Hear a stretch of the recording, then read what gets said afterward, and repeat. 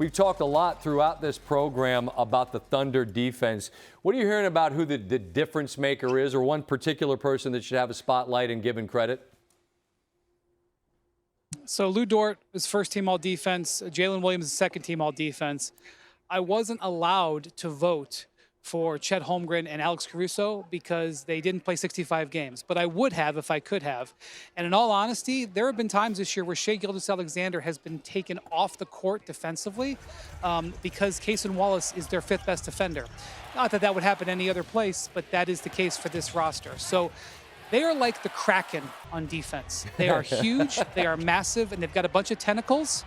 And they completely have frustrated teams all year, and they definitely frustrated the Wolves in these couple of games. Julius Randle has been taken out of this by their defense. He's used to bullying everybody. He can't do it. He's basically been ineffective the last quarter and a half. He got benched in the fourth quarter tonight. Ant Edwards is frustrated. They're frustrated by Shai Gilgeous-Alexander because he draws all these fouls. It's a very difficult team mentally to play against, especially when they're playing well as they have these first two games. You mentioned Randall, 2 of 11 and a DNP in the fourth. Now, they were down significantly, and so on some level, maybe you sit on dry powder and you save it for when you go home. Or maybe Finchie feels like, I don't know, the guy can't do it tonight, and maybe this team's a really bad matchup. What kind of conversation is there surrounding that topic? Well, he was asked about it after the game, and he's just like, I thought Naz Reid made more sense. And I just feel the frustration going. And you saw Randall kind of get out of his game a little bit. He sort of bowled over a guy and was getting, in offensive fouls. And so I think that that's something that he felt maybe he wasn't engaged enough. But in the last series, Scott, he averaged 25, 7, and 7. Okay, right. That's LeBron James numbers. And so he is a vital part of what they need to do offensively, and he's just not getting it done. I mean, there's just no space for him to move there. And he's not able to get to his spots. They're just so good defensively, and it's boring to talk about. It's not as entertaining to watch. It was way more fun as a consumer to watch the game last night. But what's actually happening here is more impressive because of the way they're able to just take a really good team out of their game.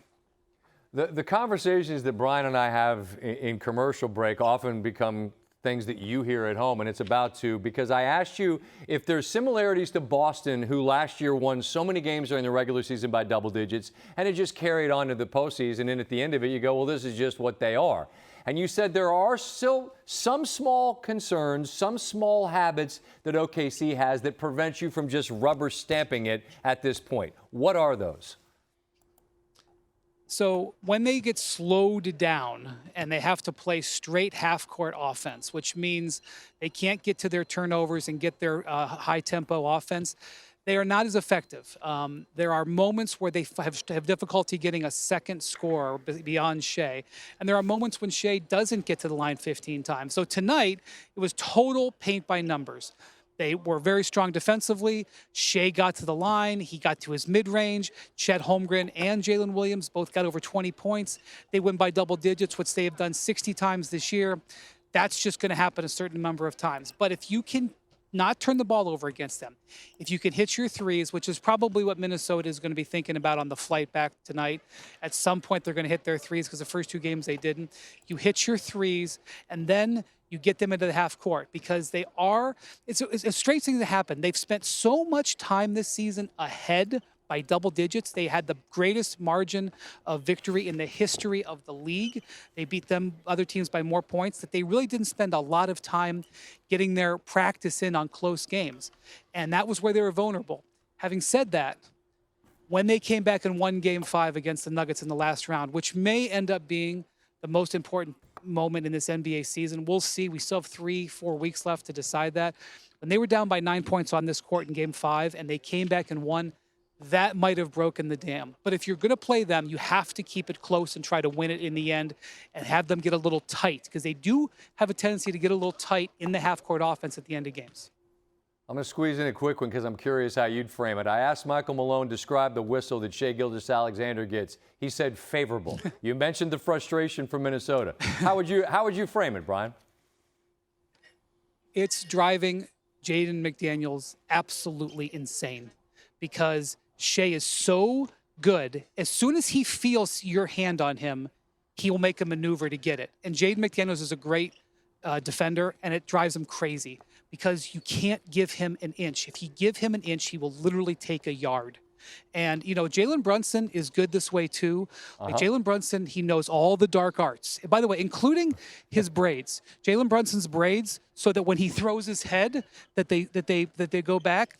Shai has all that stuff. But the thing about it is, they are technically fouls most of the time. Yes, you can cherry pick moments where he literally takes a dive, but if you put your hand on his back, he can feel it. If you put your foot out in front of his, he knows. He'll put his foot out.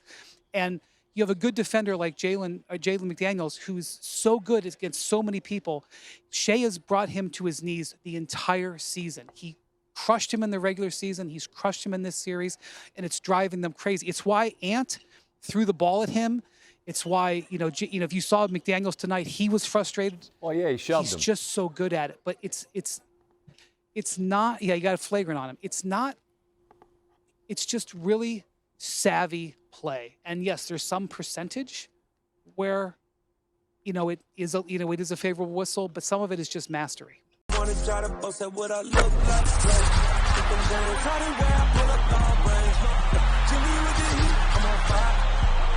NBA MVP